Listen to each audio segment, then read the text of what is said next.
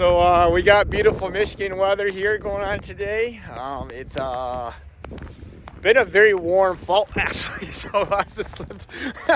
It's been a pretty warm fall for us actually up until this point. But I'm on site. This is a site that we actually consulted on. We offer site planning.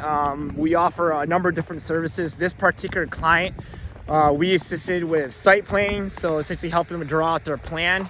And then in addition to that, we also helped them build out, we actually did the pro forma that they gave to the bank. So we make it a turnkey product where they say, this is how much square feet we're doing.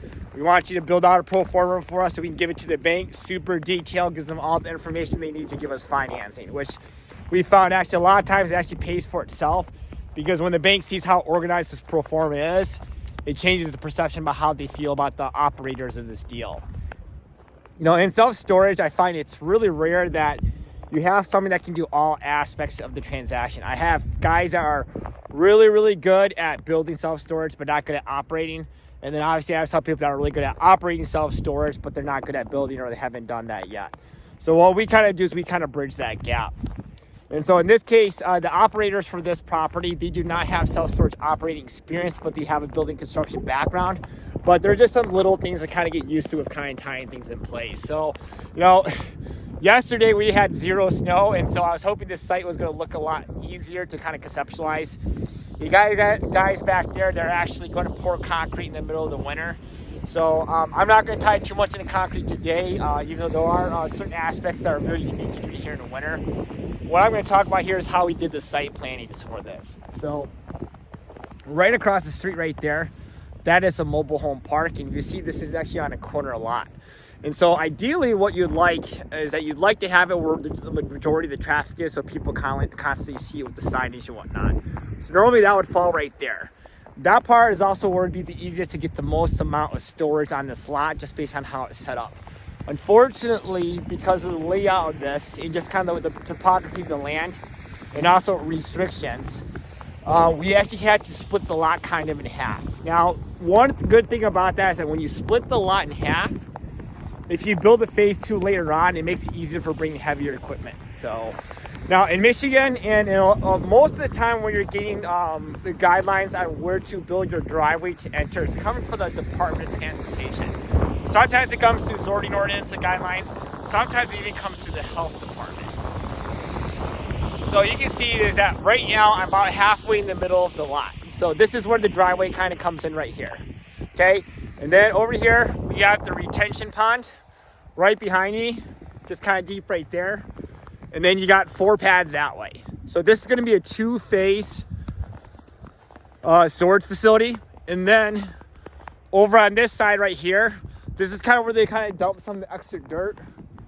But eventually they're going to gravel this out, and this would be kind of be for boat for RV storage. So you come into this driveway right here.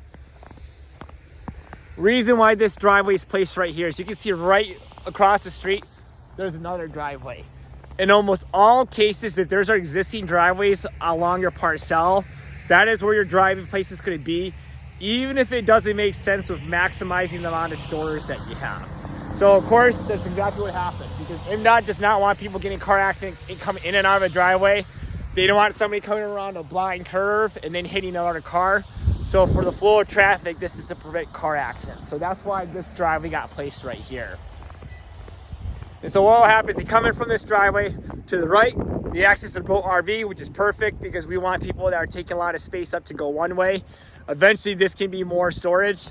And then over here, we basically have these 4 pads right here. So it's kind of nice kind of transaction kind of going down this way. And so if you see us kind of, we walk this boundary right here. More driveways, because if you look, this is actually a driveway for one of the storage facilities right here.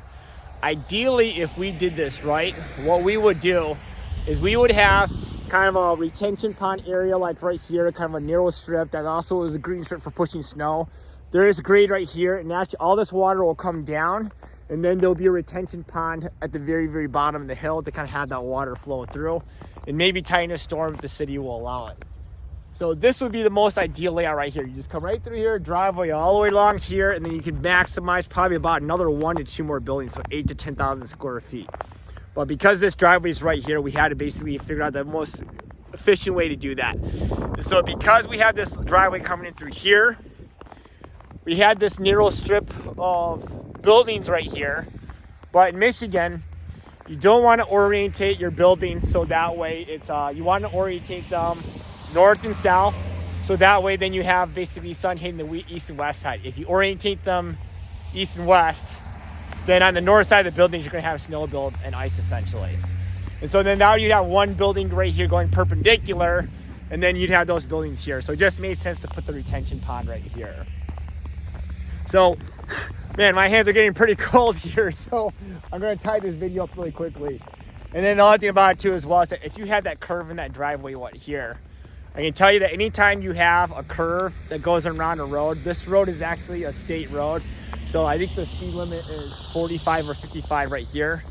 Well, what essentially happen is that you're not going to, your driveway, they will not allow that anywhere. They don't want to be anywhere near that curve because they don't want somebody coming around, especially because the ordinances here do require trees. And so it's possible that somebody could come out and have the tree blocking the light or the view of another car that's driving by. And so this is why kind of this layout was changed here. So this is kind of a service that we offer too, is that people often don't realize. They just want to say, hey, maximize storage or place buildings here, place buildings here. The first thing you want to do with your site plan is you want to go backwards. You don't want to place storage first. You want to place your driveway. After you place your driveways, you want to place your retention. Once you place your retention, then you're going to place your buildings, and then you'll have an idea right there. Once you do that, if you have a driveway place, you know where your retention is going to go, you can figure out the most efficient way possible to excavate the site to maximize storage.